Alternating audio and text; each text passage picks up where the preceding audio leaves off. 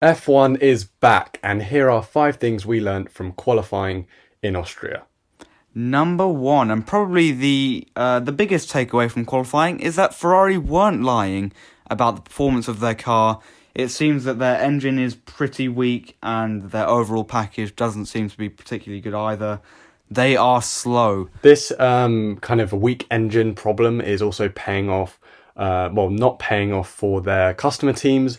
Looks like Haas and Alfa Romeo are also struggling with their weak engine. So we'll have to see whether that massive big upgrade that they've been promising coming in Hungary is going to help them out. Looks like it's going to be a tough couple of weekends in Austria for the Ferrari teams. Okay, number 2 is that McLaren are pretty much the same speed as Racing Point.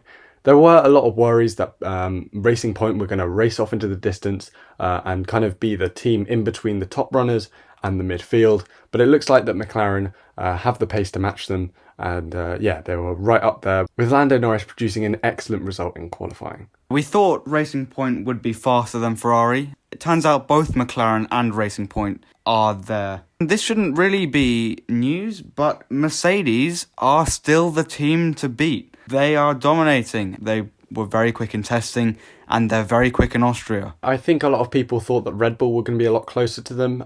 They'd promised a lot of upgrade packages, but clearly Mercedes are still very much the team to beat, with a very large gap between them and what seems to be everyone else. Okay, point number 4 is that Williams seem to have made progress and are catching up.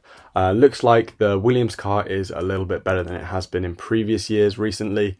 Russell seems to be getting more out of it than Latifi. Latifi had a bit of an accident in FP3. Yeah, it looks like Russell is making the most of that Williams car, and they seem to maybe even be ahead of Alfa Romeo, but that remains to be seen in the race tomorrow. Or at least Russell is. Latifi seems to be a bit behind. Finally, as we mentioned earlier, the Ferrari customer teams aren't doing particularly well, and in particular, Alfa Romeo seem to be down there with Williams, taking 18th and 19th behind George Russell, which is pretty poor, so it's not looking good for Alfa Romeo. Yeah, clearly it's something more than just the engine, because, I mean, Haas have been able to kind of pull through with Roman getting through to Q2.